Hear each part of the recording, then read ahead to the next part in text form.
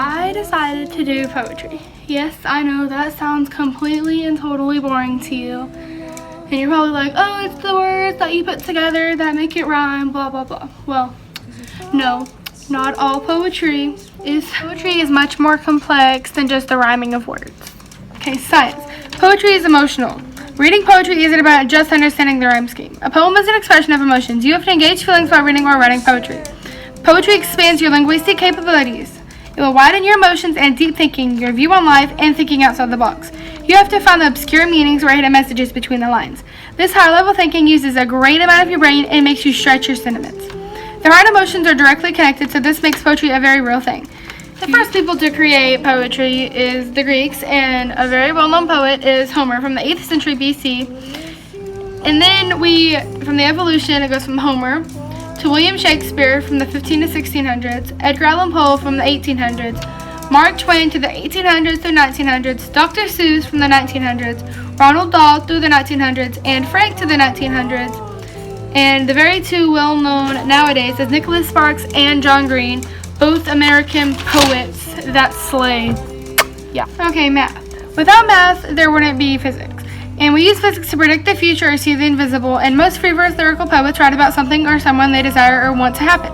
There's also symbolism. For example, Robert Frost wrote 2 roads diverge in a yellow wood. Sorry, I could not take both.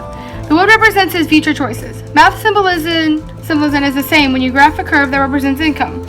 It's a symbol of your financial success. Technology. I learned a great amount of technology during this. I used a book writer, a fast, very efficient app. It also went through 5 teachers and many, many attempts to try and print off it.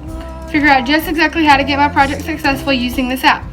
Also, I learned some pretty sweet features using iMovie and YouTube because I didn't know how to upload videos before Coach Ware taught me. I don't know what my hair is doing. Okay, so I decided to do a poetry book titled I thought that love may be more than just the filling of a 3-letter word. Pain and anguish, familiarity and ease, days and confusion, but comfort and worth. It changes your speculation of colors, but when it's gone, without him, there was aqua skies, crystal oceans, and teal raindrops. Life seemed like so many opportunities and chances. No more gray and no more fog. All I could see was vibrant colors, which I thought was a good thing, but soon to realize my plan was to forget him. But how do I, when his favorite color is blue?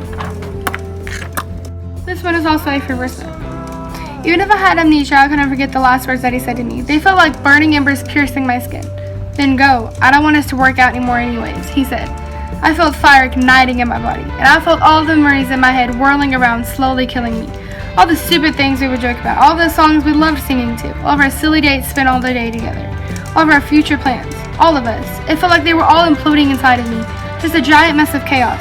I couldn't tell him that I still loved him. All I could do was look straight into those dark brown eyes that I fell in love with and walk away. Looking up at the sky, furious, but leaving the giant space that I already felt growing become wider and wider within every step.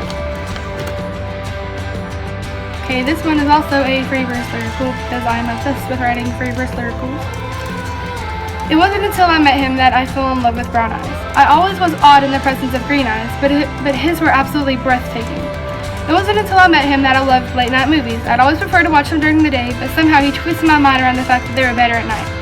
It wasn't until I met him that I believed in this so-called love, but he convinced me that it was right between us, so I never worried. It wasn't until I met him that I believed I was worth something. He told me I was his world. The world with the shining blue skies and the glistening grass. But the world we're in is definitely messed up. I get to choose who I love, but so does he. In the end, he chose her, and that's okay. People always choose the wrong people for themselves. After all, I chose him. So for my last piece, I went a little bit on a genius hour, and I discovered blackout poetry. So we get a different piece, which this piece is by Looking for Alaska by John Green. And you X out everything but a few words that make a new hidden meaning. And what I did was I blacked out everything but the words. We had mysteries but loved because I didn't feel myself. Completely made a different meaning. Okay, for self-reflection, I obviously learned a great amount about technology using BookWriter and YouTube. Shout out to all the teachers that helped me do that long process. But also learned that I was very unhappy when I started writing and I wanted this whole love thing. But after writing, I realized that there's no real thing of love, at least this young that is, that I've discovered. It's just people wanting to be together or wanting that feeling of love. There's no real thing, just an abstract idea. But and because obviously somebody's gonna get hurt and they're heartbroken, just like me.